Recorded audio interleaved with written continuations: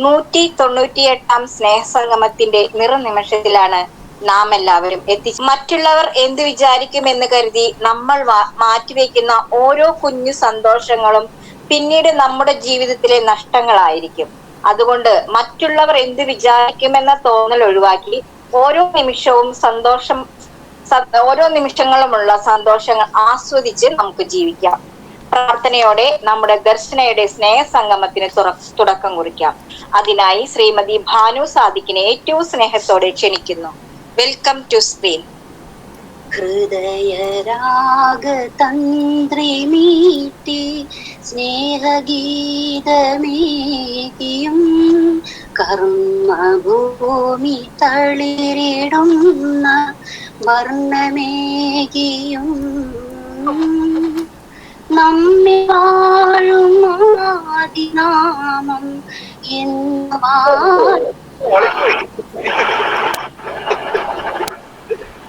ഞങ്ങൾ പാടുമീ സ്വരങ്ങൾ കീർത്തനങ്ങളാകണേ.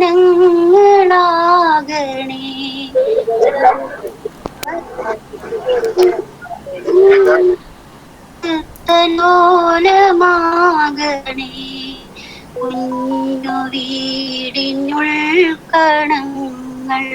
സ്വർഗമാകണേ.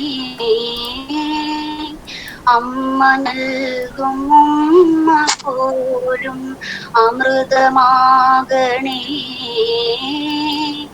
പൂർണ്ണമീ ചരാചരങ്ങൾ ഗുരുവരങ്ങളാകണേ.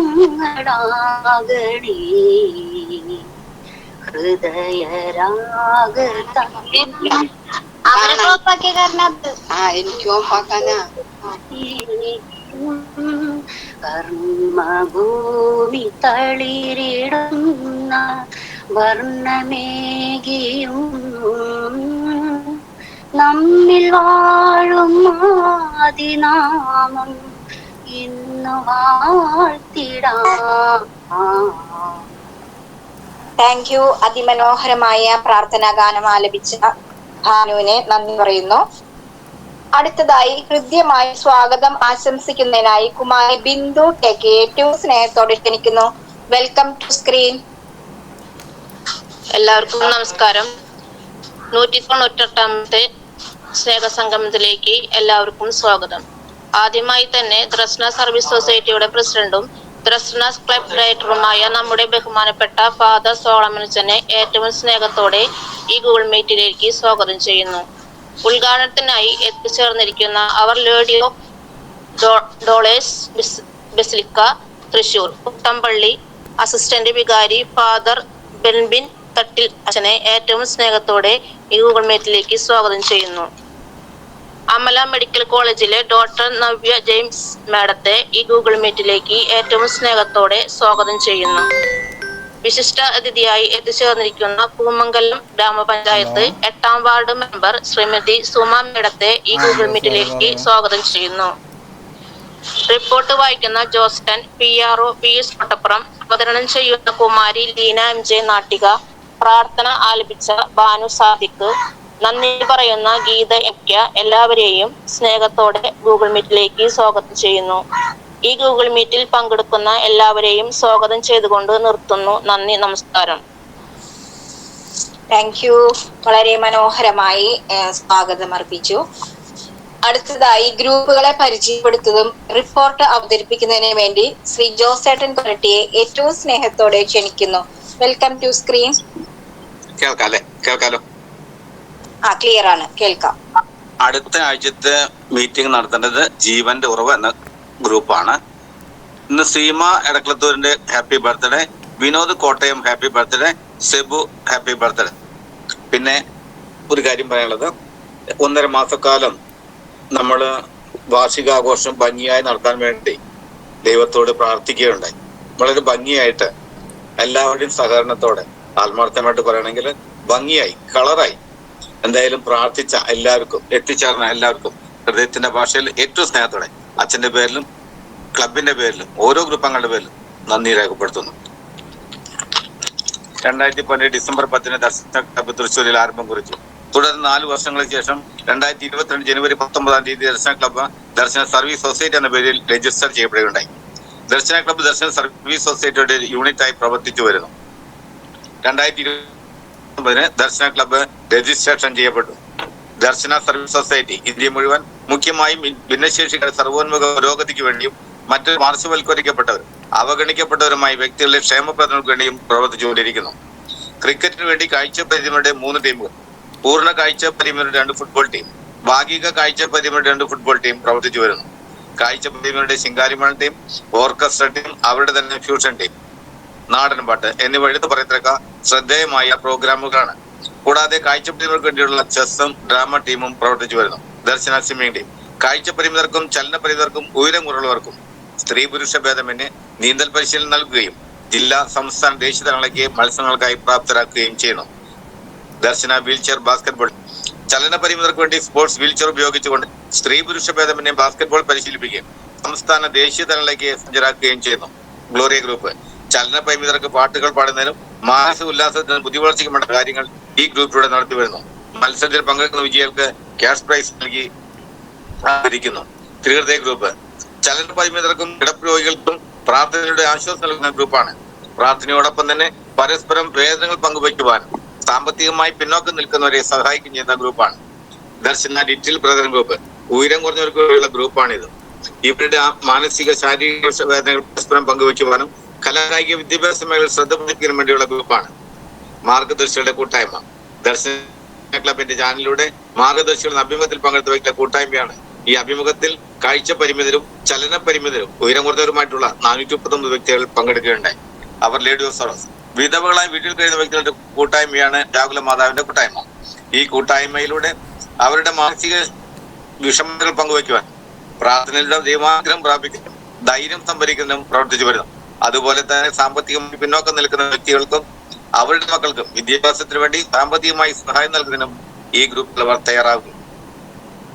ദർശന YouTube channel 2020 April മാസത്തിൽ ആരംഭിച്ച ദർശന യൂട്യൂബ് ചാനൽ ഭിന്നശേഷിക്കാരുടെ അഭിമാനമായ ചാനലായി മാറി കഴിഞ്ഞിരിക്കുന്നു.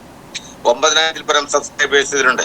ദർശന ക്ലബിന്റെ യൂട്യൂബ് ചാനലിലൂടെ ഭിന്നശേഷിക്കാരുടെ കലാവാസങ്ങൾ പ്രകടമാക്കുന്നതിന് കനവ് എന്ന പ്രോഗ്രാം, ആത്മീയമായ ഉന്നമനത്തിന് വേണ്ട ക്ലാസുകൾ, സമകാലിക വാർത്തകൾ, സ്നേഹസംഗമം തുടങ്ങി നിരവധിയായ പ്രവർത്തനങ്ങൾ യൂട്യൂബ് ചാനലിലൂടെ നടത്തി വരുന്നു. ഇരിഞ്ഞാലക്കുട ക്രൈസ്റ്റ് കോളേജ് വെച്ച് വർഷത്തിലൊരിക്കൽ എല്ലാ വിഭാഗത്തിൽപ്പെട്ടവർക്ക് വടംവലി മത്സരവും പഞ്ചഗുസ്തി മത്സരവും അത്ലറ്റ് മീറ്റും നടത്തി വരുന്നു. ഭിന്നശേഷിക്കാർക്ക് വേണ്ടി വിനോദയാത്രകളും ഉപജീവനാർത്ഥം സ്വയം തൊഴിലിന് വേണ്ടി പരിശീലനങ്ങളും അവസരങ്ങളും സജ്ജമാക്കുന്നു. ദർശനയുടെ പ്രവർത്തനങ്ങൾക്ക് സാമ്പത്തികമായി സഹായിക്കുന്നതിന് സുമനസ്സുകളായ വ്യക്തികളുടെ DSS ദർശന ഫ്രണ്ട്സ് ഗ്രൂപ്പും പ്രവർത്തിച്ചു വരുന്നു. ദർശനയുടെ പ്രവർത്തനങ്ങൾക്ക് ഉന്നതവും ക്രിയാത്മകവുമായ ചിന്തകൾ പങ്കുവയ്ക്കുവാനും ഊർജ്ജസ്വലമായി പ്രവർത്തിക്കുന്നതിനും വേണ്ടി ഒരു ഉപദേശ സമിതിയും പ്രവർത്തിച്ചു വരുന്നു. സ്നേഹസംഗമം എല്ലാ ശനിയാഴ്ചകളും ഉച്ചയ്ക്ക് 1:30 ദർശന ക്ലബ് ഓൺലൈനിൽ സ്നേഹ കൂട്ടായ്മ നടത്തി വരുന്നു. ഈ മീറ്റുകളിൽ നടത്തപ്പെടുന്ന സ്നേഹസംഗമത്തിൽ പങ്കെടുക്കുന്ന മത നേതാക്കളിലൂടെ ഉദ്ഘാടനം ചെയ്യപ്പെടുന്ന മോട്ടിവേഷൻ ക്ലാസുകളും സർക്കാരിന്റെ വിവിധ ഡിപ്പാർട്ട്മെന്റുകളിൽ വരുന്ന വ്യക്തികളുടെ മുഖ്യ പ്രഭാഷണങ്ങളും ഡിപ്പാർട്ട്മെന്റുകളെ പറ്റി പരിചയപ്പെടുത്തലും സമൂഹത്തിന്റെ മുതൽ വ്യക്തികളുടെ പ്രസംഗങ്ങളും ഈ പ്രോഗ്രാമിൽ നടത്തി വരുന്നു. സ്നേഹം നിറഞ്ഞവരെ, 22/3/2025 ശനിയാഴ്ച ഉച്ചയ്ക്ക് 1:30 ദർശന ക്ലബ് ഡയറക്ടർ ഫാദർ സോളമൻ കടമ്പാട്ടുവർ BCMയുടെ അധ്യക്ഷതയിൽ ചേർന്ന 197ാമത് സ്നേഹസംഗമത്തിന്റെ റിപ്പോർട്ട്. ഇന്നത്തെ സ്നേഹസംഗമം നടത്തിയത് ദർശന VI ഗ്രൂപ്പ്. അവതരണം കുമാരി സിബി വർഗീസ് പത്രൻ കോന്നി. പ്രാർത്ഥന കുമാരി സീമ എടക്കളത്തൂർ. സ്വാഗതം PRO ശ്രീ പിയൂസ് കോട്ടപ്പുറം. റിപ്പോർട്ടും ഗ്രൂപ്പ് പരിചയപ്പെടുത്തലും ശ്രീ KJ ജോസ് പെട്ടി. റിപ്പോർട്ട് യോഗം പാസാക്കി. തുടർന്ന് അധ്യക്ഷന്റെ വാക്കുകൾ. എല്ലാവർക്കും നമസ്കാരം. ഇന്നത്തെ അതിഥികൾക്കും സ്വാഗതവും നന്ദിയും. നാളെ വാർഷിക ആഘോഷമാണ്. ദർശന കൂട്ടായ്മ 9 വർഷം പിന്നിടുന്നു. നാം മറ്റുള്ളവർക്ക് വഴികാട്ടിയാവുക. എല്ലാവരും പ്രവർത്തിക്കുകയും സഹകരിക്കുകയും ചെയ്യുന്നു. ജനറൽ കൺവീനർക്ക് നന്ദി പറയുന്നു. 197ാമത് സ്നേഹസംഗമത്തിന് ആശംസ നടന്നുകൊണ്ട് നിർത്തുന്നു. ഉദ്ഘാടനം ചെയ്തത് കാട്ടൂർ സെന്റ് മേരീസ് ചർച്ച് വികാരി റവൻ ഫാദർ പയസ് ചാർപ്പണത്തച്ഛനായിരുന്നു. സ്നേഹമുള്ള ദർശന കുടുംബ കൂട്ടായ്മ അംഗങ്ങളെ, എന്നെ വിളിച്ചതിനും കൂട്ടായ്മയിൽ വരാൻ സാധിച്ചതിനും സന്തോഷവും നന്ദിയും അറിയിക്കുന്നു. നിക്കിനെ പറ്റിയും ഹെലൻ കെല്ലറിനെ പറ്റിയും പറഞ്ഞു. നിങ്ങൾ പരിശ്രമിക്കണം. നിങ്ങളോടൊപ്പം ഞാൻ ഉണ്ടായിരിക്കും. പരിമിതികൾ വെല്ലുവിളികളാണ്. നേട്ടങ്ങൾ കൊയ്യാൻ പരിശ്രമിക്കുക. കൂടുതൽ പ്രവർത്തിക്കാൻ ഇടവരട്ടെ എന്ന് പ്രാർത്ഥിച്ചുകൊണ്ട് യോഗം ഉദ്ഘാടനം ചെയ്യുന്നു. മുഖ്യാതിഥിയെ വന്നത് പത്തനംതിട്ടയിലെ അരുവാപ്പാലം ഗ്രാമപഞ്ചായത്ത് 11ാം വാർഡ് മെമ്പറും പഞ്ചായത്ത് പ്രസിഡന്റുമായ ശ്രീമതി രേഷ്മ മറിയം റോയ് മാഡമായിരുന്നു. അധ്യക്ഷൻ സോളമച്ച ഉദ്ഘാടനം ചെയ്യുന്ന പൈസച്ച, വിശിഷ്ടാതിഥികളെ സ്വാഗതം പറഞ്ഞ PRO, റിപ്പോർട്ട് വായിച്ച ജോസേട്ടൻ, അവതരണം നടത്തുന്നത് എന്റെ നാട്ടുകാരി സിബിയാണ്. എല്ലാ ആഴ്ചയും കൃത്യസമയത്ത് മുടങ്ങാതെ പല സ്ഥലങ്ങളിൽ നടത്തുന്ന ഈ കൂട്ടായ്മ വളരെ സന്തോഷം. 197 സ്നേഹസംഗമത്തിൽ പങ്കെടുക്കാൻ സാധിച്ചതിൽ സന്തോഷം. ദർശന ക്ലബിന്റെ പരിപാടികൾ നല്ല രീതിയിൽ മുന്നോട്ട് പോകട്ടെ എന്ന് പ്രാർത്ഥിച്ചുകൊണ്ട് നിർത്തുന്നു. വിശിഷ്ടാതിഥിയായത് ഗുരുവായൂർ ലിറ്റിൽ ഫ്ലവർ കോളേജിൽ നിന്ന് ബിരുദം, കാലിക്കറ്റ് സർവകലാശാലയിലെ ഇംഗ്ലീഷ് വിഭാഗത്തിൽ നിന്നും ബിരുദാനന്ദ ബിരുദം, PhD പഠിക്കുന്നു. നിരവധി ഗവേഷണ ജേണലിൽ പ്രബന്ധങ്ങൾ പ്രസിദ്ധീകരിച്ച സായുജ CS മാഡമായിരുന്നു. എന്നെ വിളിച്ചതിന് എല്ലാ മെമ്പേഴ്സിനും, അച്ഛനും, ലീഡേഴ്സിനും നന്ദി പറയുന്നു. ഞാനും നിങ്ങളെ പോലെ ഭിന്നശേഷിക്കാരിയാണ്. ഞാൻ പഠിക്കുന്നു, പഠിപ്പിക്കുന്നു. സായുജ്യം സ്വന്തം ജീവിത കഥ പറയുകയുണ്ടായി. എല്ലാവർക്കും നല്ലത് പറ്റേ പ്രാർത്ഥിക്കുന്നു. നന്ദി. ഇന്ന് ജന്മദിനം ആഘോഷിക്കുന്നവർ റോസ്ലി MD, ലിജോ കോഴിക്കോട്, സോളമൻ. 3 പേരുടെ ഇപ്പോഴത്തെ അവസ്ഥ പറഞ്ഞു. എല്ലാവർക്കും ആശംസ പറയുകയും അവർ നന്ദി പറയുകയും ചെയ്തു. യോഗം അവസാനം നന്ദി പറഞ്ഞത് ശ്രീ ശിവദാസൻ KVK മലപ്പുറം. യോഗം അവസാനിച്ചു. റിപ്പോർട്ട് സഭാസമക്ഷം സമർപ്പിക്കുന്നു. റിപ്പോർട്ട് പാസ്സാക്കല്ലേ? പാസ്സാക്കിയിരിക്കുന്നു. Thank you. വളരെ മനോഹരമായി നമ്മുടെ ജോസേട്ടൻ റിപ്പോർട്ട് അവതരിപ്പിക്കുകയും ഗ്രൂപ്പുകളെ പരിചയപ്പെടുത്തുകയും ചെയ്തു. Thank you. അധ്യക്ഷ പ്രസംഗത്തിനായി ദർശന സർവീസ് സൊസൈറ്റി പ്രസിഡന്റും ദർശന ക്ലബ് ഡയറക്ടറുമായ reverend father Solomon Kadambattuparambil CMI അച്ഛനെ ഏറ്റവും സ്നേഹത്തോടെ, ആദരവോടെ, ബഹുമാനത്തോടെ ക്ഷണിക്കുന്നു. എല്ലാവർക്കും നമസ്കാരം. ഇന്ന് ഈ യോഗത്തിന്റെ ഉദ്ഘാടകനും വിശിഷ്ടാതിഥികളുമായിട്ട് എത്തിച്ചേർന്നിരിക്കുന്ന എന്റെ പ്രിയപ്പെട്ടവരെ, നിങ്ങൾക്ക് ഏവർക്കും കൃത്യമായ സ്വാഗതവും നന്ദിയും രേഖപ്പെടുത്തുന്നു. അതുപോലെ എന്റെ പ്രിയ സുഹൃത്തുക്കളെ, എനിക്ക് നിങ്ങളോട് പറയാനായിട്ടുള്ളത് ഏറ്റവും ഹൃദയം നിറഞ്ഞ നന്ദി മാത്രമാണ് പറയാനായിട്ടുള്ളത്.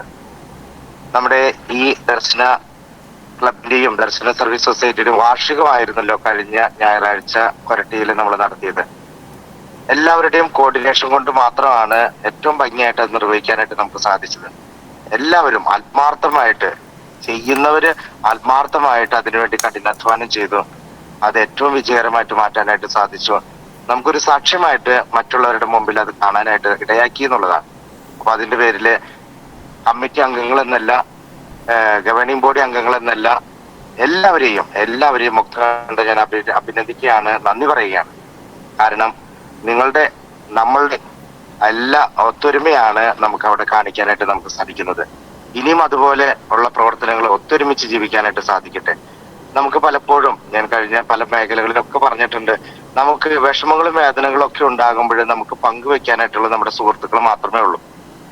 അത് പങ്കുവെക്കുമ്പോൾ അതിന് നന്മയിലേക്ക് നയിക്കാനായിട്ട് നമുക്ക് സാധിക്കണം എന്ന് മാത്രമാണ്. പലപ്പോഴും തെറ്റിദ്ധാരണകള് പരത്തുന്ന വ്യക്തികളുണ്ടാവാം. വിഷമമാണ് എനിക്ക്, തെറ്റിദ്ധാരണകളാണ് പലപ്പോഴും നമ്മളെ കൊണ്ട് നടത്താനായിട്ട് ഇടയാക്കുന്നത്. അത് എന്ന് നമ്മുടെ മനസ്സിന് തെറ്റിദ്ധാരണ മാറുന്നുവോ അന്നാണ് നമുക്ക് സന്തോഷത്തോടെ, സമാധാനത്തോടെ, കൂട്ടായ്മയിൽ ജീവിക്കാനായിട്ട് സാധിക്കുള്ളൂ. അല്ലെങ്കിൽ പലപ്പോഴും തെറ്റിദ്ധാരണകൾ നമ്മളെ മുന്നോട്ട് നയിക്കും. ആ തെറ്റിദ്ധാരണകൾ നമ്മളെ നശിപ്പിക്കാനായിട്ട് ഇടയാക്കും. അപ്പോ നമുക്ക് തെറ്റിദ്ധാരണകളല്ല വേണ്ടത്, നല്ല ധാരണയിൽ മുന്നോട്ട് പോകാനായിട്ട് നമുക്ക് സാധിക്കട്ടെ. കഴിഞ്ഞ പ്രാവശ്യം ഞാൻ പറഞ്ഞിട്ടുണ്ടായിരുന്നു, ഈഗോ അല്ല നമുക്ക് വേണ്ടത്, നമ്മുടെ വളർച്ചയാണ് നമ്മുടെ മുന്നോട്ട് കാഴ്ചവെക്കാനായിട്ട് ഇടയാക്കേണ്ടത്. പല വൈരാഗ്യ ബുദ്ധികളല്ല നമുക്ക് വേണ്ടത്, എളിമയും സഹകരണ മനോഭാവമാണ് നമുക്ക് വേണ്ടത്. അതിന്റെ ഫലമാണ് നമുക്ക് കഴിഞ്ഞ ഞായറാഴ്ച കാണാനായിട്ട് ഇടയായിട്ടുള്ളത്. അപ്പൊ ഈ സഹകരണം എന്നും ഉണ്ടാകട്ടെ എന്ന് ആശംസിക്കുകയാണ്.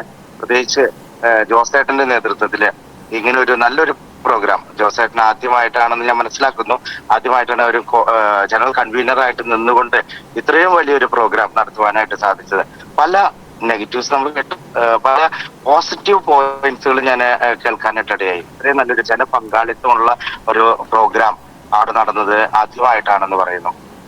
അതുപോലെ തന്നെ എല്ലാം ഒരുവിധം നമ്മൾ പ്ലാൻ ചെയ്തതുപോലെ തന്നെ എല്ലാം ഭംഗിയായിട്ട് നടക്കാനായിട്ട് അവിടെ സാധിച്ചു എന്നുള്ളത് ആ ഒരു കോർഡിനേഷന്റെയും അതുപോലെ തന്നെ എല്ലാവരുടെയും സഹകരണമാണെന്നുള്ളത് ഞാൻ കേൾക്കാനായിട്ട് ഇടയായിട്ട് സാധിച്ചു. അപ്പൊ അതുകൊണ്ട് നിങ്ങൾക്ക് എല്ലാവരെയും ഈ അവസരത്തിൽ നന്ദിയോടെ ഞാൻ ഓർക്കുന്നു, പ്രാർത്ഥിക്കുന്നു. നിങ്ങൾക്ക് സഹകരിച്ചവർക്കും ഇനി ചിലപ്പോൾ നമ്മളൊരു വന്നിട്ടുണ്ടാവുള്ളായിരിക്കും, അതൊരു വലിയൊരു സഹകരണം തന്നെയാണ്. കമ്മിറ്റിയിൽ എല്ലാത്തിലും ഉൾപ്പെടണമെന്നൊന്നുമില്ല. കമ്മിറ്റിയിലെ അംഗങ്ങൾ സഹകരിക്കുന്നു, അല്ലെങ്കിൽ ഗവർണിംഗ് ബോർഡ് അംഗങ്ങൾ സഹകരിക്കുന്നു, അതുകൊണ്ട് എന്നെ പറ്റി പറഞ്ഞില്ലല്ലോ എന്ന് ചിന്തിക്കേണ്ട ആവശ്യമില്ല. നിങ്ങളുടെ ഒരു സാന്നിധ്യമാണ് അതിന്റെ ബ്ലെസ്സിങ് ആയിട്ട് മാറിയിട്ടുള്ളത്. അപ്പൊ ഈ സാന്നിധ്യവും നമുക്ക് ഏറ്റവും വലിയ വിലപ്പെട്ടതാണ്. ഇപ്പോ ഇവിടെ ഈ സ്നേഹസംഗമത്തിൽ ഇനി പുതിയൊരു ഗ്രൂപ്പിന്റെ ഒരു വരവും ഇത് ഉണ്ടായിരിക്കും. അത് നമ്മുടെ പങ്ക് കുട്ടികളാണ്. അപ്പൊ അവരും പലപ്പോഴും ഇനി ഇതിലേക്ക് കയറി വരാനായിട്ട് ഇടയാകും. നമ്മള് ദർശന ലീഡേഴ്സിലേക്ക് രണ്ടുപേരെ ഉൾക്കൊള്ളിക്കാനായിട്ട് ആഗ്രഹിക്കുന്നുണ്ട്. ഒന്ന് പങ്കിന്റെ അഖില ആൻഡ് ഐവിന്റെ മൊബൈൽ കേടായത് കൊണ്ടാണ് ഇപ്പോൾ അവനെ ഉൾക്കൊള്ളിക്കാതിരിക്കുന്നത്. അഖില ഇനി മുതൽ അതിന്റെ ഒരു main leader ആയിട്ടുണ്ടാകും. Ivin assistant leader ആയിട്ട് പിന്നീട് ചേർക്കുന്നതായിരിക്കും. ഓൾറെഡി ഞാൻ ചേർത്തിട്ടുണ്ട് അഖിലേനെ. അപ്പൊ അവരും ഇനിയുള്ള മീറ്റിങ്ങുകളിൽ അവർക്ക് സാധിക്കുന്ന സമയങ്ങളൊക്കെ നമ്മളോടൊപ്പം ഉണ്ടായിരിക്കുന്നതാണ്. അതുപോലെ തന്നെ അവരുടെ പേരൻസ് നമ്മളോടൊപ്പം ചിലവരൊക്കെ ഈ ഗ്രൂപ്പുകളിൽ സംഗമത്തിൽ കയറാനായിട്ടൊക്കെ ഇടയാകും. അപ്പൊ അത് നമുക്ക് സന്തോഷമുള്ളൂ. അവരൊക്കെ വരുന്നതിലും സഹകരിക്കുന്നതിലും നല്ല മോട്ടിവേഷൻ ടോക്കുകൾ, ഇവിടെ വരുന്ന വ്യക്തികളുടെ ഓരോ ടോക്കുകൾ കേട്ട് നമുക്ക് ബൂസ്റ്റപ്പെടാനായിട്ട് സാധിക്കുന്നതൊക്കെ ഒത്തിരി സന്തോഷമുള്ളൂ.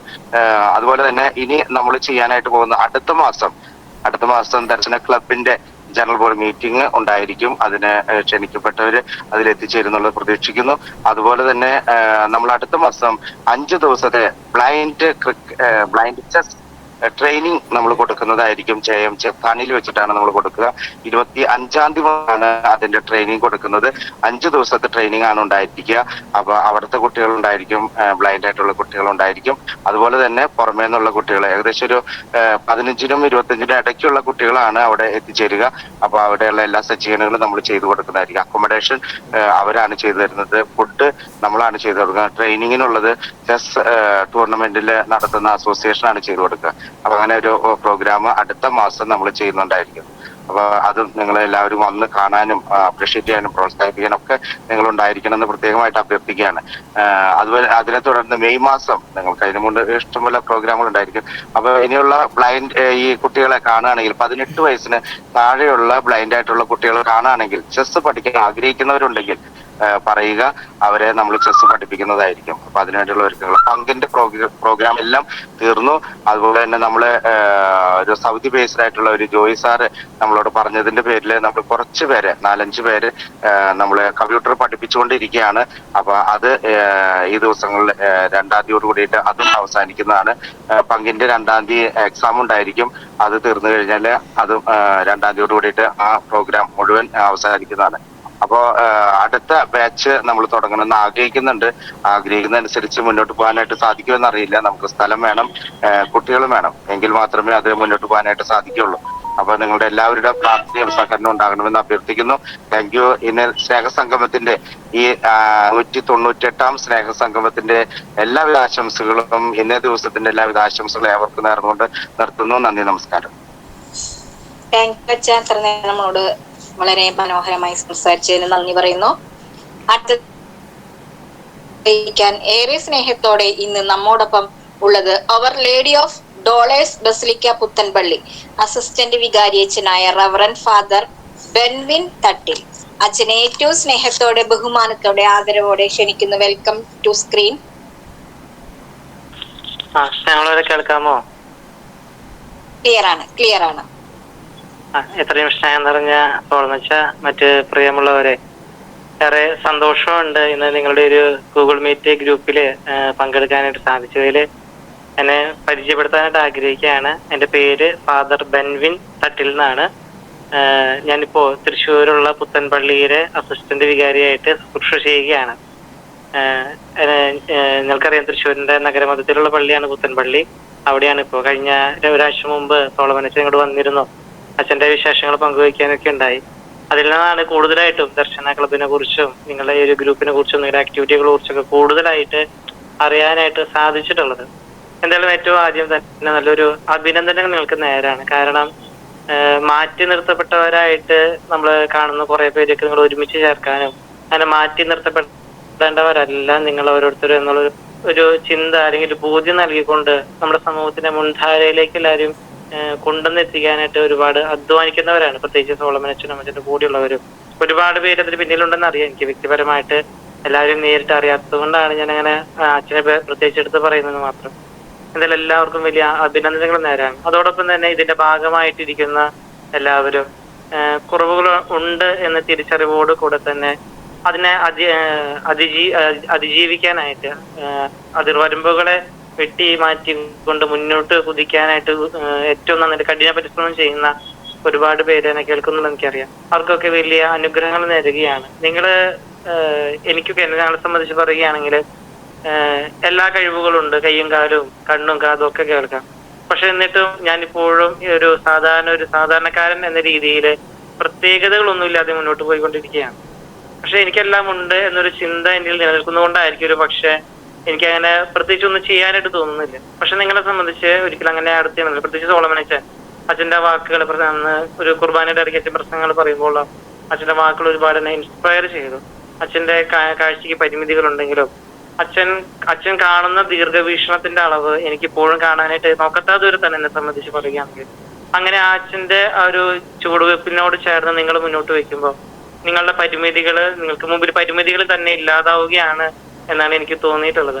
നമ്മളെപ്പോഴും കേൾക്കുന്ന ഒരു കഥയുണ്ടല്ലോ, ഒരു കർഷകന് 2 കുടങ്ങളുണ്ടായിരുന്നു. പാവപ്പെട്ടവനായതുകൊണ്ട് ഒരു കുടത്തിൽ ഒരെണ്ണത്തിന് ഒരു വിള്ളലുണ്ടായിരുന്നു, ഒരു പൊട്ടലുണ്ടായിരുന്നു. അപ്പൊ ഈ 2 കുടങ്ങളെയും കുറിച്ച് എടുത്തിട്ടാണ് ഈ കർഷകൻ ചെടി നനയ്ക്കാനായിട്ട് പുഴയിൽ നിന്ന് വെള്ളം കോരി കൊണ്ടുവരിക.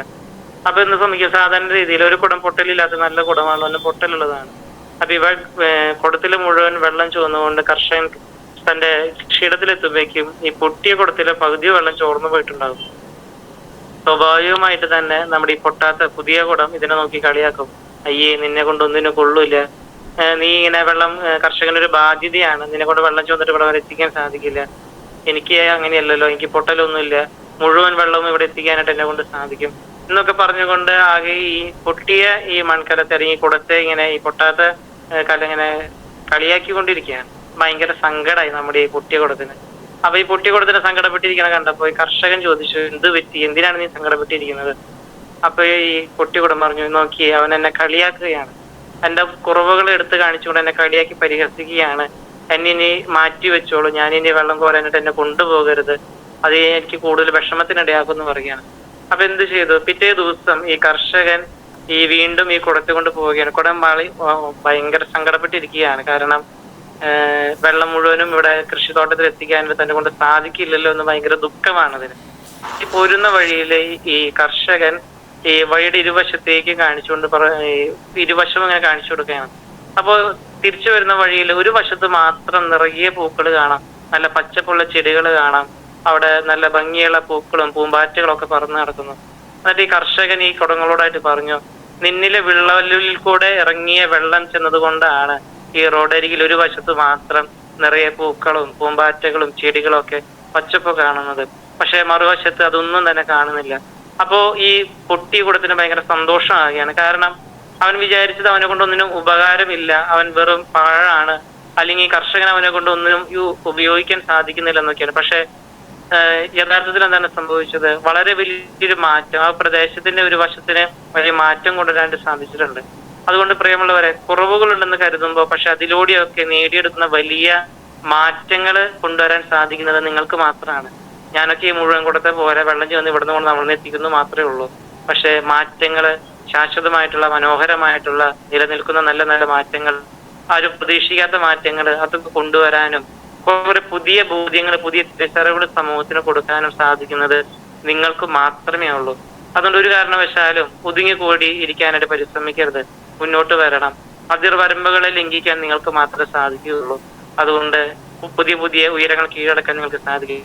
സോളമനച്ചനും നേരത്തെ റിപ്പോർട്ട് അയച്ച ചേട്ടനും എല്ലാവരും ആവർത്തിച്ച് പറയുന്ന പുതിയ പുതിയ പരിപാടികൾ, cricket, wheel chair, basket ball തുടങ്ങിയ ഒരുപാട് കാര്യങ്ങൾ, നിങ്ങൾക്കുള്ള സാധ്യതകൾ അനേകമാണ്.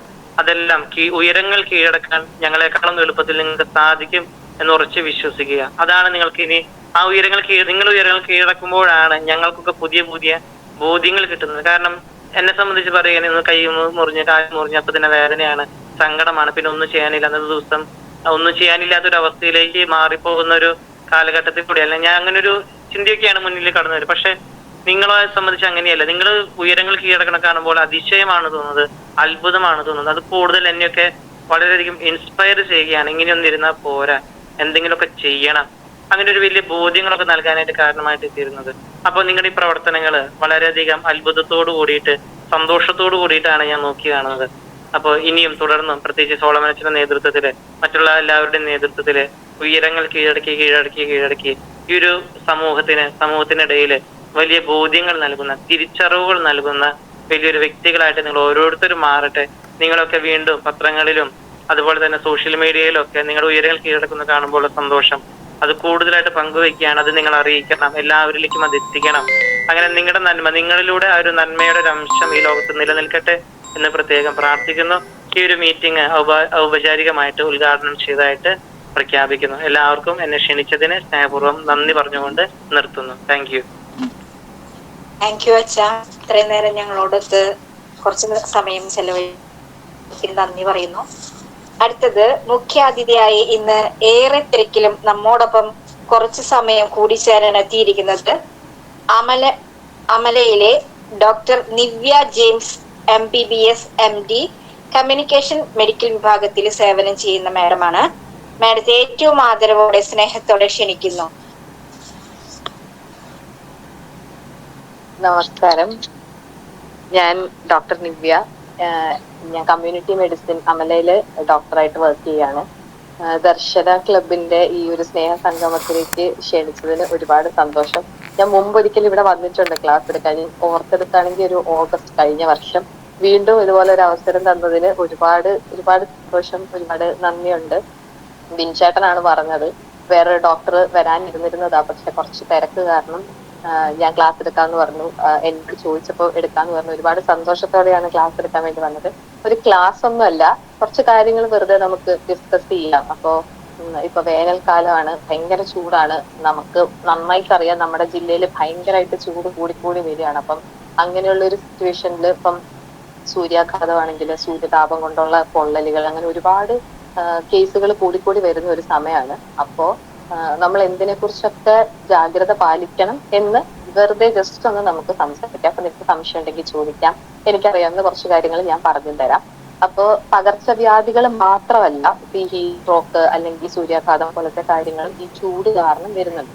അപ്പൊ എന്തൊക്കെയാണ് വളരെ കോമൺ ആയിട്ട് ഈ ചൂടുകാലത്ത് വരുന്ന കുറച്ച് അസുഖങ്ങൾ എന്ന് നമുക്ക് നോക്കാം. ഒന്നാമത്തെ തന്നെ ഈ സൂര്യാഘാതം പോലത്തെ പ്രശ്നങ്ങൾ തന്നെയാണ്. കാരണം നമ്മള് മിക്കവരും ചിലപ്പോൾ ജോലിക്ക് വേണ്ടി പുറത്തിറങ്ങുന്നതായിരിക്കും. ഇപ്പൊ വീട്ടിൽ തന്നെ ആണെങ്കിൽ നമ്മൾ എന്തെങ്കിലും ചെറിയ കാര്യങ്ങൾക്കൊക്കെ വേണ്ടി പുറത്തിറങ്ങുമ്പോൾ നമ്മൾ ഡയറക്റ്റ് ആയിട്ടൊരു സൂര്യപ്രകാശം കൊള്ളുന്നവരുണ്ട്. അപ്പം നമുക്ക് അത് കൊള്ളുന്നതിൽ നിന്ന് നമ്മുടെ തൊലിപ്പുറത്തുണ്ടാകുന്ന കുറച്ച് ഒരു നമ്മുടെ ടെമ്പറേച്ചർ കൂടുക, അല്ലെങ്കിൽ നമുക്ക് ദേഹത്ത് കുറച്ച് റാഷ് പോലെ വരിക, അതായത് ചുവന്ന തടിച്ചു വരിക, ഭയങ്കര വേദന തോന്നുക, അല്ലെങ്കിൽ നമുക്ക് പെട്ടെന്ന് നമ്മുടെ കുറച്ച് ശരീരത്തിലെ മിടിപ്പ് കുറഞ്ഞു പോയതുപോലെ തോന്നുക. അങ്ങനെ ഒരുപാട് കാര്യങ്ങൾ വരുന്നത് മിക്കവാറും ഒരു ഹീറ്റ് സ്ട്രോക്ക് പോലെ ആയിരിക്കും. പിന്നെ അല്ലെങ്കിൽ നമുക്ക് സൺബേൺ, നമ്മൾ ഭയങ്കര കോമൺ ആയിട്ട് കേൾക്കുന്ന ഒരു കാര്യമാണ് സൺബേൺ. അത് ചിലപ്പോൾ നമ്മുടെ തൊലിയുടെ പുറത്ത് കുറച്ച് നല്ല വേദനയുള്ള റാഷ് പോലെ, ചിലപ്പോൾ ഒരു ചെറിയ ചുവന്നിട്ടായിരിക്കും.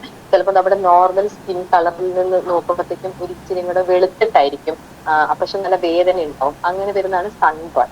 പിന്നെ നമുക്ക് കോമൺ ആയിട്ട് വരാൻ പറ്റുന്ന ഒരു കാര്യം എന്ന് പറഞ്ഞാൽ ഡീഹൈഡ്രേഷൻ, അതായത് നിർജ്ജലീകരണം. എന്ന് വെച്ചാൽ നമ്മുടെ ശരീരത്തിൽ നിന്നുള്ള വെള്ളത്തിന്റെ അംശം കുറഞ്ഞു പോവാം. അതായത് നമ്മളെല്ലാവരും വെള്ളം കുടിക്കുന്ന ആൾക്കാരാണ്.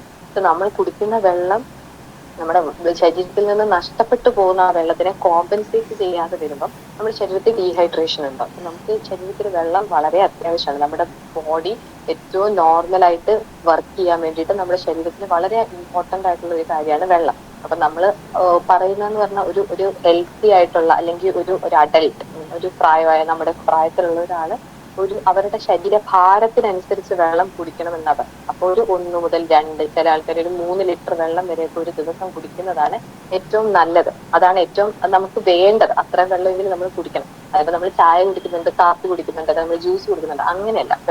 വെള്ളമായിട്ട് നമ്മൾ അത്രയും തന്നെ എങ്കിലും കുടിച്ചിട്ടുണ്ടാവണം. അപ്പം ഡീഹൈഡ്രേഷൻ എന്ന് പറയുമ്പോൾ ഇപ്പൊ നമ്മൾ ഈ പുറത്തേക്ക് ഇറങ്ങുന്നു, അല്ലെങ്കിൽ ഭയങ്കര ചൂട്, നമ്മൾ എങ്ങും ഇറങ്ങിയില്ലെങ്കിലും വീടിനകത്ത് തന്നെ ഇരിക്കുന്ന പോലും ഭയങ്കര ചൂട് കാരണം, അല്ലെങ്കിൽ നമ്മൾ ട്രാവൽ ചെയ്യുന്ന സമയത്ത് ബസ്സിലിരിക്കും അല്ലെങ്കിൽ കാറിലിരിക്കുകയൊക്കെ ചെയ്യുന്ന സമയത്ത് ഭയങ്കര ചൂട് കാരണം നമ്മളിങ്ങനെ വേർക്കുന്നു. അപ്പൊ നമ്മൾ വേർക്കുന്ന സമയത്ത് നമ്മുടെ ശരീരത്തിൽ നിന്ന് വെള്ളം മാത്രമല്ല, അതോടൊപ്പം നമ്മുടെ സോൾസ്, അതായത് ചില ഇലക്ട്രോലൈറ്റ്, നമ്മുടെ ശരീരത്തിൽ ഇതിന്റെ പോലത്തെ അംശങ്ങളും ഒക്കെ നമുക്ക് ഇതിന്റെ കൂടത്തിൽ നഷ്ടപ്പെട്ടു പോകുന്നുണ്ടാവും. സോഡിയം അങ്ങനത്തെ കാര്യങ്ങളൊക്കെ നമുക്ക് വേർപ്പിലൂടെ നഷ്ടപ്പെട്ടു പോകുന്നുണ്ടാവും. അപ്പൊ അതും നമ്മുടെ ശരീരത്തിന്റെ ആ ഒരു സന്തുലിതമായിട്ട് പോകുന്ന ആ ഒരു അവസ്ഥയ്ക്ക് ചേഞ്ച് വരുത്തുകയാണ് ചെയ്യുന്നത് ഈ നഷ്ടം കാരണം. അപ്പം അത് ഈ ചൂട് കാരണം ഉണ്ടാവുന്ന മറ്റൊരു പ്രശ്നമാണ്. ആദ്യം ഞാൻ ഈ പ്രശ്നങ്ങളൊക്കെ എന്താന്ന് പറയാം, അത് കഴിഞ്ഞ് നമുക്ക് ഇതിനൊക്കെ എങ്ങനെ തരണം ചെയ്യണം എന്നുള്ളത് നോക്കാം. പിന്നെ ചില അസുഖങ്ങൾ വരാം. അതായത് നമ്മൾ കേട്ടിട്ടുണ്ട് മംസ് അല്ലെങ്കിൽ മുൻനീര് എന്നൊക്കെ പറഞ്ഞു. അതൊരു വൈറൽ അസുഖമാണ്. അത് ചൂട് കാലമൊക്കെ ആകുമ്പോഴത്തേക്കും കൂടുതലായിട്ട് അത് കാണാറുണ്ട്. അപ്പം നമുക്ക് കുഞ്ഞുങ്ങളുടെ ചെവിയുടെ താഴെയായിട്ട് ഈ ഒരു ഭാഗത്തായിട്ടൊരു ഒരു മുഴച്ചു വരിക, അല്ലെങ്കിൽ പനി വരിക, അതിന്റെ കൂടെ ഈ നമുക്ക് ജലദോഷത്തിന്റെ പോലത്തെ സിംറ്റംസ് എല്ലാം കാണിക്കാം. അത് പെട്ടെന്ന് പടരും. അതായത് ഒരു കുഞ്ഞിൽ നിന്ന് വേറൊരു കുഞ്ഞിലേക്കോ അല്ലെങ്കിൽ മുതിർന്നവരിലേക്കോ ഒക്കെ പകരും. പിന്നെ വൈറൽ അസുഖം ആയതുകൊണ്ട് തന്നെ തന്നെ കുറഞ്ഞു പോയിക്കോളും. പക്ഷെ ചില ആൾക്കാരിൽ അതിന്റെ കോംപ്ലിക്കേഷൻസും ഉണ്ടാവാറുണ്ട്. അപ്പൊ നമ്മൾ അങ്ങനത്തെ എന്തെങ്കിലും കണ്ടാൽ തന്നെ നമ്മൾ ഡോക്ടറിനെ കാണുക, മരുന്ന് വാങ്ങിക്കാന്നുള്ള. അപ്പം ഇപ്പൊ നമ്മുടെ വീട്ടിൽ ഏതെങ്കിലും ഒരു കുഞ്ഞിന് ഇതുപോലത്തെ എന്തെങ്കിലും ബുദ്ധിമുട്ടുകളുണ്ട്. അപ്പം നമ്മൾ എന്താ ചെയ്യേണ്ടതെന്ന് വെച്ചാൽ ആദ്യത്തെ കാര്യം നമ്മൾ ഡോക്ടറെ കാണിച്ച് കുഞ്ഞിനുള്ള മരുന്ന് മേടിക്കണം. പിന്നെ നമ്മൾ ചുമക്കുമ്പോഴും തുമ്മുമ്പോഴും ഒക്കെയാണ് ഇത് ഒരാളിൽ നിന്ന് മറ്റൊരാളിലേക്ക് പകരുന്നത്. അപ്പൊ നമ്മൾ എന്ത് ചെയ്യുക, ചുമക്കോ തുമ്മോ ചെയ്യുമ്പോൾ വായു മൂക്ക് നന്നായി കവർ ചെയ്യുന്ന രീതിയിൽ ചുമക്കോ തുമ്മോ ചെയ്യാം. നമ്മൾ പുറത്തേക്കൊക്കെ പോകുമ്പോൾ മാസ്ക് ധരിക്കുക. പിന്നെ നമ്മൾ കൈകൾ ഇടവിട്ട് കഴുകുക. അങ്ങനത്തെ കാര്യങ്ങളൊക്കെ നമ്മളൊന്ന് ശ്രദ്ധിക്കണം. പിന്നെ ചിക്കൻ ബോക്സ് ഈ ഒരു ചൂട് കാലം ആകുമ്പോഴത്തേക്കും വല്ലാണ്ട് കണ്ടുവരുന്ന മറ്റൊരു അസുഖമാണ് ചിക്കൻ ബോക്സ്. ചിക്കൻ ബോക്സിനെ കുറിച്ച് ആരോടും പറഞ്ഞു തരേണ്ട കാര്യമില്ല. കാരണം ചിക്കൻ ബോക്സ് എങ്ങനെയാ ഉണ്ടാകുന്നത് എല്ലാവർക്കും തന്നെ അറിയാം. നമ്മുടെ ദേഹത്ത് ഇതുപോലെ ഒരു കൊമളകൾ പോലെ വരിക, ഫ്ലൂയിഡ് കെട്ടിക്കിടക്കുന്ന പോലത്തെ ചെറിയ ചെറിയ കൊമളകൾ പോലെ വരിക. പിന്നെ നല്ല ചൊറിച്ചിലുണ്ടാവും, ചിലപ്പോൾ ഭയങ്കര വേദന ഉണ്ടാവും ചില ആൾക്കാർക്ക്. ചില ആൾക്കാർക്ക് ബോഡി പെയിൻ ആയിരിക്കും, ചില ആൾക്കാർക്ക് തലവേദന ഉണ്ടാവും, ചിലർക്ക് നല്ല കൂടിയ ലെവലിലുള്ള പനി ഉണ്ടാവും. അപ്പൊ ചിക്കൻ ബോക്സിന്റെ രോഗങ്ങൾ അധികമായിട്ട് നമുക്ക് ഈ സമ്മർ സീസണിൽ കാണാറുണ്ട്. അതുപോലെ തന്നെ മീസിൽസ് എന്ന് പറയുന്ന പനി, അത് പനി, ചുമ, തൊണ്ടവേദന, കണ്ണിൽ നിന്ന് വെള്ളം വരിക, വായിക്കകത്ത് ചെറിയ വെളുത്ത പാടുകൾ പോലെ വരിക, അങ്ങനെയൊക്കെ നമുക്ക് മീസിൽസ് അസുഖം ഉണ്ടാവാം. പിന്നെ ഉള്ള മെയിൻ ആയിട്ട് വരുന്ന ഒരു കാര്യവും നമ്മൾ ഒരുപാട് ശ്രദ്ധ ചെലുത്തേണ്ടതായിട്ടുള്ള ഒരു കാര്യം ഈ ഫുഡ് പോയിസണിങ്ങും ഈ വെള്ളത്തിലൂടെ പകരുന്ന കുറെ അസുഖങ്ങളുമാണ് ഈ സമ്മർ അല്ലെങ്കിൽ ചൂട് കാലം ആകുമ്പോൾ ഏറ്റവും കൂടുതൽ നമ്മളെ അഫക്ട് ചെയ്യുന്നത്. കാരണം എന്താന്ന് വെച്ചാൽ നമ്മൾ ചൂടാകുമ്പോൾ നമ്മൾ പുറത്തു പോകുമ്പോൾ നമുക്ക് ഭയങ്കര ദാഹിക്കുന്നു. നമ്മൾ എവിടുന്നേലും ഒരു കടയിൽ നിന്ന് ഒരു ജ്യൂസ് മേടിച്ചു കുടിക്കുന്നു, ഇച്ചിരി നാരങ്ങ വെള്ളം മേടിച്ചു കൊടുക്കുന്നു, അല്ലെങ്കിൽ നമ്മൾ എന്തെങ്കിലും ഒരു ഭക്ഷണം മേടിച്ച് കഴിക്കുന്നു. അങ്ങനെയൊക്കെ വരുമ്പോഴത്തേക്കുമാണ് നമുക്കിത് ഉണ്ടാവാനുള്ള സാധ്യത ഭയങ്കര കൂടുതലായിട്ട് വരുന്നത്. അപ്പൊ ഫുഡ് പോയിസണിങ് ഭക്ഷണത്തിൽ നിന്ന് മാത്രമല്ല മലിനമാക്കപ്പെട്ട വെള്ളത്തിലൂടെയും പകരും. അപ്പൊ ഈ നല്ല ഇച്ചിരി വാം ആയിട്ടുള്ള ഒരു സമയം, അതായത് കുറച്ച് ചൂടൊക്കെയുള്ള ഒരു കുറച്ച് ഹ്യൂമിഡ് ആയിട്ടുള്ള ഒരു സമയത്ത് ബാക്ടീരിയകൾക്ക് വളരാൻ നല്ല ഉത്തമമായ ഒരു കണ്ടീഷനാണത്. അതുകൊണ്ടാണ് ഈ ചൂട് സമയത്ത് വരുന്നത്. അപ്പൊ നമ്മള് പ്രോപ്പറായിട്ട് കുക്ക് ചെയ്യാത്തൊരു ഫുഡ്, അല്ലെങ്കിൽ തുറന്നു വെച്ചിരിക്കുന്ന ഒരു ഭക്ഷണം, അല്ലെങ്കിൽ ഈ മലിനമാക്കപ്പെട്ട വെള്ളം, അതിനകത്തൊക്കെ ബാക്ടീരിയ ആണെങ്കിലും വൈറസ് ആണെങ്കിലും അല്ലെങ്കിൽ മറ്റ് പാരസൈറ്റുകളാണെങ്കിലും നന്നായി വളരും. അത് നമ്മൾ കഴിക്കുന്നതിലൂടെയാണ് നമുക്ക് ഈ അസുഖങ്ങൾ വരുന്നത്. അപ്പൊ നമുക്ക് അത് നമ്മൾ എങ്ങനെ അത് പ്രസന്റ് ചെയ്യാന്ന് വെച്ചാൽ നമുക്ക് വയറുവേദന ഉണ്ടാവും, ചിലർക്ക് ഛർദ്ദിലുണ്ടാവും, ചിലർക്ക് ഒരു ഓക്കാനമായിരിക്കും ഉണ്ടാവുന്നത്, ചില ആൾക്കാർക്ക് പനി വരും നന്നായിട്ട്. അപ്പം ചില ആൾക്കാർക്ക് വയറ്റിൽ നിന്ന് ലൂസായിട്ട് പോകും. അപ്പൊ ഇങ്ങനത്തെ സിംറ്റംസ് ഒക്കെ കണ്ടാൽ മിക്കവാറും ഒന്ന് വയറിളക്കത്തിന്റെ കാരണം കൊണ്ടായിരിക്കും.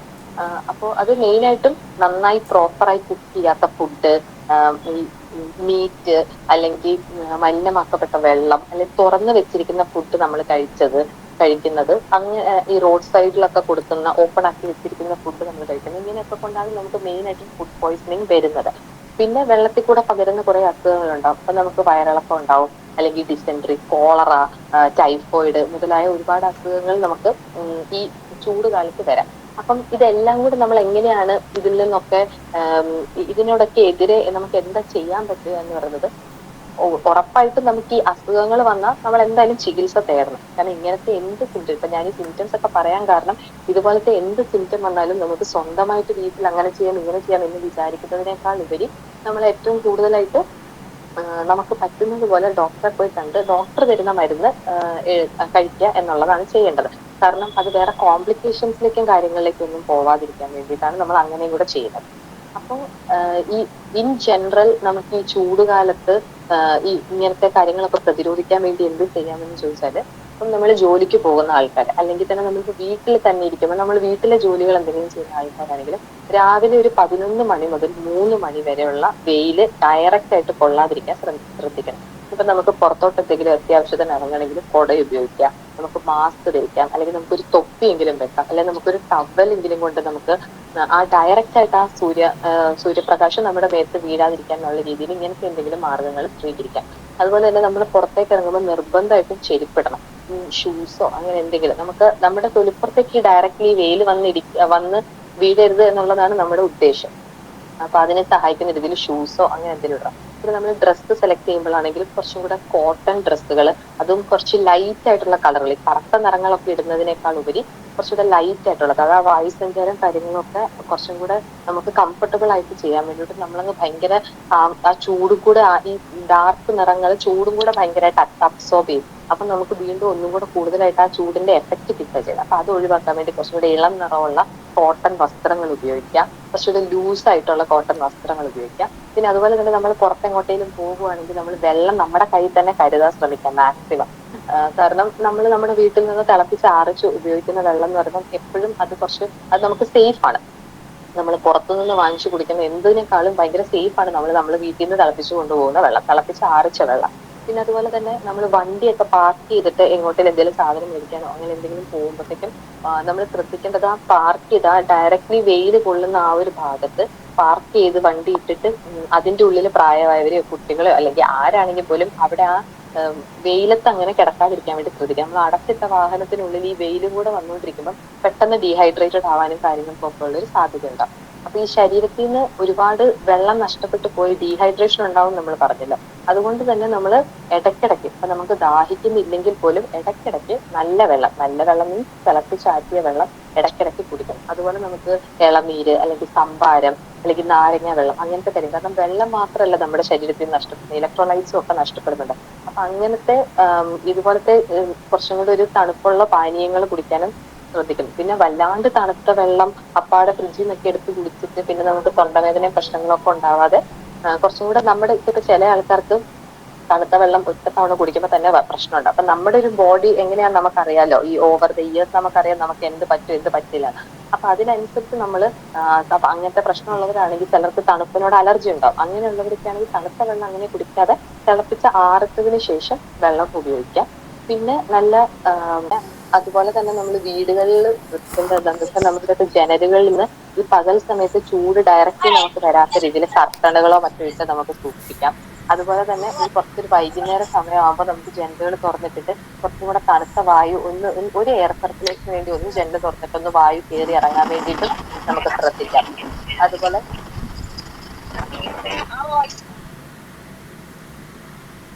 അതുപോലെ തന്നെ നമുക്ക് പകൽ സമയത്ത് കഴിവതും നമുക്ക് 2 നിലയുള്ള വീടൊക്കെ ആണെങ്കിൽ താഴത്തെ നിലയിൽ കുറച്ചും കൂടെ കൂടുതൽ ടൈം സ്പെൻഡ് ചെയ്യാൻ വേണ്ടി ശ്രദ്ധിക്കാം. കാരണം മേളിലൊക്കെ ആണെങ്കിൽ ചൂട് വളരെ കൂടുതലായിരിക്കും. അതുപോലെ നമ്മൾ ശ്രദ്ധിക്കേണ്ടത് എന്താണെന്ന് വെച്ചാൽ ഇപ്പൊ നമ്മുടെ ബോഡിക്ക് ഭയങ്കരമായിട്ട് ടെമ്പറേച്ചർ കൂടുന്ന പോലെ നമുക്ക് തോന്നുകയാണ്, അല്ലെങ്കിൽ നമ്മുടെ ചുണ്ടൊക്കെ വറ്റി വരളുന്ന പോലെ തോന്നുന്നു, നമ്മുടെ ദേഹത്ത് ചുവന്ന നല്ല പാട് എന്തെങ്കിലും കാണുന്നു, അല്ലെങ്കിൽ നമുക്ക് തലവേദന ഭയങ്കരമായിട്ട് തോന്നുന്നു, തല കറക്കം തോന്നുന്നു, അല്ലെങ്കിൽ നമ്മുടെ ഇപ്പൊ പൾസ് അല്ലെങ്കിൽ ഹാർട്ട് ബീറ്റ് ഒക്കെ കുറഞ്ഞു പോകുന്ന പോലെ തോന്നുന്നു, ഛർദില് അല്ലെ ഓക്കാനം, മൂത്രത്തിന്റെ അളവ് കുറഞ്ഞു പോകുന്നു. അപ്പൊ മൂത്രത്തിന്റെ അളവ് കുറഞ്ഞു പോകുന്നതൊക്കെ ഡീഹൈഡ്രേഷന്റെ ഭയങ്കര ഇമ്പോർട്ടന്റ് ആയിട്ടുള്ള ഒരു സിംറ്റം ആണ്. അപ്പൊ അങ്ങനെ എന്തെങ്കിലും തോന്നുവാണെങ്കിൽ അത് ചിലപ്പോൾ സൂര്യാഘാതം മൂലം ഉള്ളതാവാൻ സാധ്യത ഉള്ളതുകൊണ്ട് ഈ ലക്ഷണങ്ങൾ എന്തെങ്കിലും കണ്ടാൽ നമ്മൾ അപ്പോൾ തന്നെ അടുത്തുള്ള ഏതെങ്കിലും ഒരു ആരോഗ്യ കേന്ദ്രത്തിൽ പോയി നമ്മളൊന്ന് എക്സാമിൻ ചെയ്ത് നമ്മുടെ ബിപിയും കാര്യങ്ങളും ഷുഗർ ലെവലുകളും കാര്യങ്ങളും എല്ലാം എക്സാമിൻ ചെയ്തിട്ട് എന്താന്ന് വെച്ചാൽ ഡോക്ടറുടെ നിർദ്ദേശം അനുസരിച്ച് മരുന്ന് കഴിക്കാൻ വേണ്ടി ശ്രദ്ധിക്കണം. അപ്പൊ ഇതൊക്കെയാണ് മെയിനായിട്ടും ഈ ചൂട് കൂടുതലായി വരുന്നത് കാരണം നമ്മൾ എടുക്കേണ്ട ഒരു മുൻകരുതലുകൾ. ഏറ്റവും ഇമ്പോർട്ടന്റ് ആയിട്ട് നമ്മൾ ചെയ്യാന്ന് പറഞ്ഞാൽ നമ്മൾ ഏറ്റവും അധികം വെള്ളം കുടിക്കുക എന്നുള്ളതാണ്. നമ്മൾ നമ്മുടെ ശരീരത്തിൽ നിന്ന് വെള്ളം നഷ്ടപ്പെട്ടു പോകുന്ന ഒരു സാഹചര്യം ഉള്ളത് കൊണ്ട് തന്നെ അത് നഷ്ടം നികത്താൻ മാത്രമുള്ള വെള്ളം നമ്മൾ കുടിക്കുക എന്നുള്ളതാണ് നമ്മൾ ഏറ്റവും ഇമ്പോർട്ടന്റ് ആയിട്ട് ചെയ്യേണ്ടത്. പിന്നെ നമ്മൾ പുറത്തുനിന്ന് ഭക്ഷണം കഴിക്കുമ്പോൾ ഒക്കെ ഏറ്റവും ശ്രദ്ധിക്കുക, നമ്മൾ ഏറ്റവും മോശമായതൊന്നും വാങ്ങിച്ച് കഴിക്കാതിരിക്കാൻ. അതുപോലെ തന്നെ നമ്മൾ പുറത്തുനിന്ന് ഫുഡ് വാങ്ങിച്ച് വെച്ചിട്ട് അത് വാങ്ങിച്ച് നമ്മുടെ വീടുകളിൽ വെച്ചിട്ട് ഒരുപാട് സമയത്തിന് ശേഷം കഴിക്കുന്നത്. അതായത് ഇപ്പൊ എല്ലാ കടകളിലും അവർ പറയും നമ്മളൊരു 1 hourനുള്ളിൽ അത് കഴിക്കണം എന്ന് പറയും. കാരണം ഈ മേടിച്ചു കൊണ്ടുവന്നിരിക്കുന്ന ആ ഭക്ഷണത്തിനുള്ളിൽ തന്നെ ബാക്ടീരിയയുടെ ആക്ഷൻ നടന്ന് അതിൽ നിന്ന് തന്നെ നമുക്ക് അസുഖങ്ങൾ വരാറുണ്ട്. അപ്പൊ നമ്മൾ ഈ പാക്ഡ് ആയിട്ടുള്ള സാധനങ്ങൾ നമ്മൾ മേടിച്ചുകൊണ്ട് വരുന്നത് നമ്മുടെ ഈ ഒരു 1 hour, അതായത് ഇപ്പൊ നമ്മൾ ബിരിയാണി വാങ്ങിച്ചു പുറത്തുനിന്ന്, അത് മേടിച്ചു കൊണ്ടുവന്ന് അത് അവിടെ ഇരുന്ന് തണുത്തിട്ട് നമ്മൾ അതിനെ പിന്നെയും ചൂടാക്കി കഴിക്കുകയൊക്കെ ചെയ്യുമ്പോഴത്തേക്കും, അല്ലെങ്കിൽ നമ്മൾ അത് കുറച്ചെടുത്ത് ഫ്രിഡ്ജിൽ വെച്ചാൽ നാളെ എടുത്ത് പിന്നെയും ചൂടാക്കി കഴിക്കുമ്പോൾ നമുക്ക് ഈ അസുഖങ്ങൾ ഉണ്ടാവാനുള്ള സാധ്യത ഭയങ്കര കൂടുതലായിട്ടാണ് വരുന്നത്. അപ്പൊ അതൊക്കെ ഒഴിവാക്കാൻ പ്രത്യേകം ശ്രദ്ധിക്കണം. പിന്നെ അതുപോലെ നമ്മുടെ വീട്ടിൽ ആർക്കെങ്കിലും അസുഖം ഉണ്ടെങ്കിൽ ഇപ്പം അത് നമുക്ക് വായുവിലൂടെ പകരുന്ന അസുഖമാണ്. ഇപ്പം മംസ് അങ്ങനത്തെ വായുവിലൂടെ പകരുന്ന അസുഖങ്ങൾ, ചിക്കൻ പോക്സ് അങ്ങനത്തെ പ്രശ്നങ്ങളൊക്കെ ഉണ്ടെങ്കിൽ നമ്മൾ ആ ആളെ അതായത് മാറ്റി നിർത്തുക എന്ന് പറഞ്ഞാൽ നമുക്ക് ആ അസുഖം കിട്ടാതെ അവരെ ശുശ്രൂഷിക്കാൻ വേണ്ടിയിട്ട് ശ്രദ്ധിക്കാം. നമ്മളും അതിനുള്ള മുൻകരുതലുകൾ എടുക്കണം, അവരും അതിനുള്ള മുൻകരുതലുകൾ എടുക്കണം. മാസ്ക് ധരിക്കാൻ, നമുക്ക് കൃത്യമായ ഇടവേളകളിൽ കൈ കഴുകാം. നമ്മൾ കോവിഡ് വന്ന സമയത്ത് നമ്മൾ എല്ലാവരും ചെയ്തിട്ടുള്ളത് ആ കാര്യങ്ങളൊക്കെ തന്നെ നമുക്ക് ചെയ്യാം. അങ്ങനെ നമുക്ക് ഒരു പരിധി വരെ നമുക്ക് ഈ അസുഖങ്ങൾ വരാതിരിക്കാൻ ശ്രമിക്കാം. ഇനിയിപ്പോ വന്നു പോയാൽ തന്നെ നമുക്ക് ചികിത്സ ഉള്ളതാണ് ഈ പറഞ്ഞ എല്ലാ അസുഖങ്ങൾക്കും. അപ്പൊ നമ്മൾ അതിന് കൃത്യമായി ചികിത്സ തേടാൻ ശ്രദ്ധിക്കുക. അതായത് കോംപ്ലിക്കേഷൻസിലേക്ക് പോവാതെ ചികിത്സ തേടാൻ ശ്രദ്ധിക്കാം. പക്ഷെ വരാതെ സൂക്ഷിക്കുക എന്നുള്ളതാണ് ഏറ്റവും പ്രധാനപ്പെട്ട കാര്യം. അപ്പോൾ ഒരുപാട് കാര്യങ്ങൾ മാഡം പറഞ്ഞു തന്നു. വേനൽക്കാലത്തെ കുറിച്ച്, വരുമ്പോൾ ഉണ്ടാവുന്ന രോഗത്തെ കുറിച്ചും അതിന്റെ പ്രതിരോധത്തെ കുറിച്ചിട്ടും ഒക്കെ പറഞ്ഞു തന്നതിൽ ഒരുപാട് നന്ദിയുണ്ട്. ഒരുപാട് എന്താ പറയാ, തിരക്കുകളിൽ നിന്നും ഞങ്ങളോട് കൂടെ ഇത്ര നേരം ചെലവഴിച്ചതിന് ഒത്തിരി നന്ദി പറയുന്നു. Thank you. അടുത്തതായിട്ട് നന്ദി പറയുകയാണ്. അപ്പൊ നന്ദി പറയുന്നതിനായിട്ട് ഗീത MK ഏറ്റവും സ്നേഹത്തോട് ക്ഷണിക്കും. എല്ലാവർക്കും നന്ദി പറയുക എന്ന കർത്തവ്യമാണ് എനിക്കുള്ളത്. ആദ്യമേ തന്നെ ദർശന സർവീസ് സൊസൈറ്റിയുടെ പ്രസിഡന്റും ഡയറക്ടറുമായ റവറർ ഫാദർ സോളമൻ കടമാട്ടുപറമ്പിലച്ചനെ ഹൃദയപൂർവ്വം നന്ദി പറയുന്നു. ഈ ഗൂഗിൾ മീറ്റിംഗിന്റെ ഉദ്ഘാടനത്തിനായി എത്തിച്ചേർന്ന അവർ lady of dollars basilica assistant വികാരിയായ റവറർ ഫാദർ ബെൻവിൻ തട്ടിലച്ചനെ സ്നേഹത്തോടെ നന്ദി പറയുന്നു. ഈ മീറ്റിംഗിന്റെ മുഖ്യ അതിഥിയായി എത്തിച്ചേർന്ന് വേനൽക്കാല പകർച്ചവ്യാധികളെ കുറിച്ച് വളരെ സ്പഷ്ടമായി തന്നെ ഞങ്ങളെ ബോധവൽക്കരിച്ച Amala medical college doctor Nivya ജെയിംസിനെ എത്രയും സ്നേഹത്തോടെ നന്ദി പറയുന്നു. വിശിഷ്ട അതിഥിയായി എത്തിച്ചേരുമെന്ന് പറഞ്ഞ പൂമംഗലം ഗ്രാമപഞ്ചായത്ത് 8ാം വാർഡ് മെമ്പറായ ശ്രീമതി സുമ മേഡത്തെയും ഈ അവസരത്തിൽ നന്ദിയോടെ ഓർക്കുന്നു. വളരെ സ്പഷ്ടമായും വ്യക്തതയോടെയും റിപ്പോർട്ട് വായിച്ച ശ്രീ ജോസ് കൊരട്ടി ചേട്ടനെയും ദർശന ക്ലബ്ബ് സൊസൈറ്റിയുടെ PRO ആയ ശ്രീ പിയൂസ് ചേട്ടനോടും വളരെയധികം സ്നേഹത്തോടെ നന്ദി പറയുന്നു. ഈ ഗൂഗിൾ മീറ്റിംഗിൽ വളരെ മനോഹരമായി അവതരണം ചെയ്ത കുമാരി ലീന ചേച്ചിയെയും പ്രാർത്ഥനകാലം ആലപിച്ച ശ്രീമതി ബാനു സാദിഖിനെയും സ്വാഗതം പറഞ്ഞ കുമാരി ബിന്ദു KKയെയും ഏറ്റവും സ്നേഹത്തോടെ നന്ദി പറയുന്നു. കൂടാതെ ഈ ഗൂഗിൾ മീറ്റിൽ പങ്കെടുത്ത ഓരോരുത്തർക്കും ഹൃദയം നിറഞ്ഞ നന്ദി രേഖപ്പെടുത്തുന്നു. ഒരിക്കൽ കൂടി എല്ലാവർക്കും നന്ദി പറഞ്ഞുകൊണ്ട് നിർത്തുന്നു. നന്ദി, നമസ്കാരം. ഗീത എല്ലാവർക്കും വളരെ സ്നേഹത്തോടെ നന്ദി ആശംസിച്ചു. അപ്പൊ നമ്മള് ഈ 198ാം സ്നേഹ സംഗമം അതിമനോഹരമായി തന്നെ അവസാനിപ്പിച്ചു. ഇനി 199ാം സ്നേഹ സംഗമത്തിൽ ഏറ്റവും സ്നേഹത്തോടെ എത്തിച്ചേരാമെന്ന പ്രതീക്ഷയോടെ നന്ദി, നമസ്കാരം. ലീന MK.